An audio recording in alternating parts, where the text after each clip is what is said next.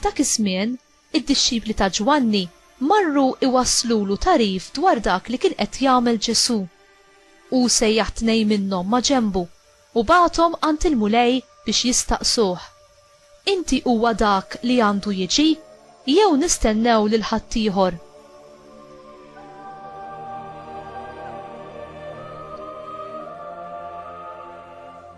Kif dawk it-tnejn waslu ħdejh qalulu, Ġwanni l-Battista bagħatna għandek biex nistaqsuk. Inti huwa dak li għandu jiġi jew nistennew lil ħadd ieħor? Dak il-ħin stess Ġesu fejjaq ħafna nies mill-mart, mid-tbatijiet u mill-ispirti ħsiena u lil bosta omja oġbu jagħtihom id-dawl.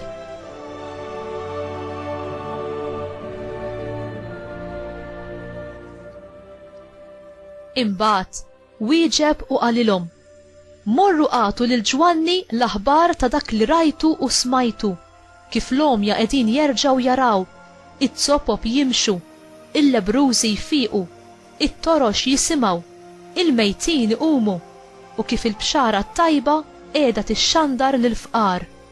Ħieni hu min ma jitfixkilx minħabba fija.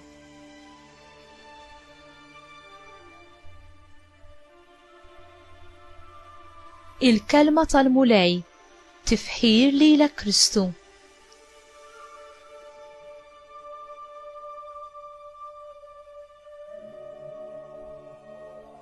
Kif nistgħu nkunu nafu li Ġesu u dak li jistqar li hu, l-iben ta' Alla, il-Messija u s-Salvatur tad-dinja?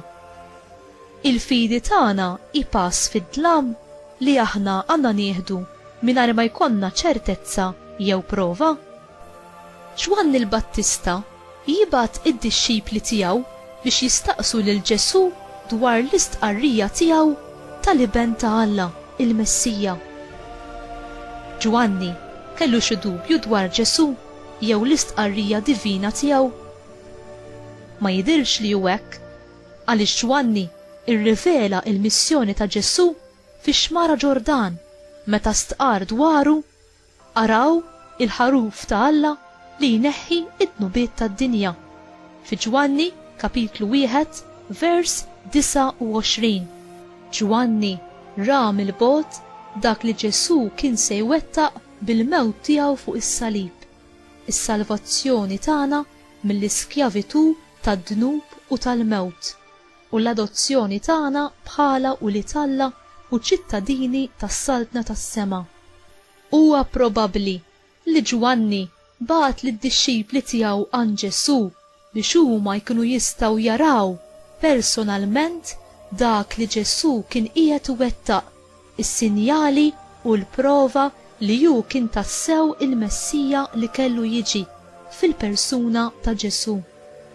Il-mirakli li Ġesu wettaq u l-messaġġ tiegħu dwar is-saltna ta' Alla wettaq b'mod dirett dak li l-profeti kienu ħabbru sa minn żmien qabel.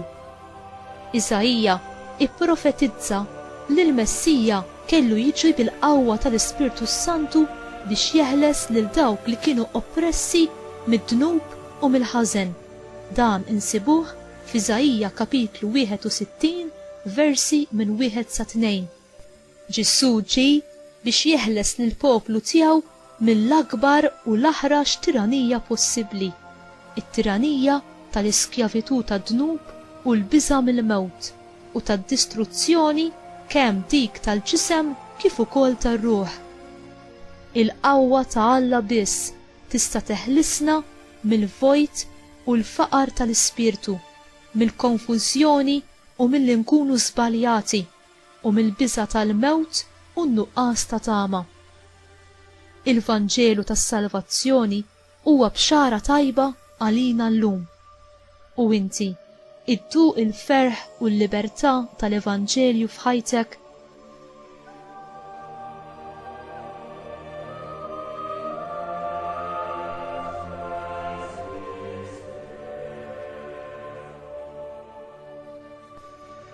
Mulej Ġesu, bik twettqu il-wedijiet kollha u t-tamiet u x-xewqat tagħna. Għatini l-Ispirtu Qaddis tiegħek biex iġi f'qalbi il-grazzja, il-verità u l-ħajja tiegħek. Ħelwa Marija, Om Għażiża tiegħi, għamel li jiena bħalek mhux biss inkun attent għal kelma ta' ibnek, imma nkun attent biex inwettaqa sa fid-dettall tagħha fil-ħajja kollha tiegħi. Għamel li b'dan jien inkun ta' xhieda għal dawk ta' madwari. Amen.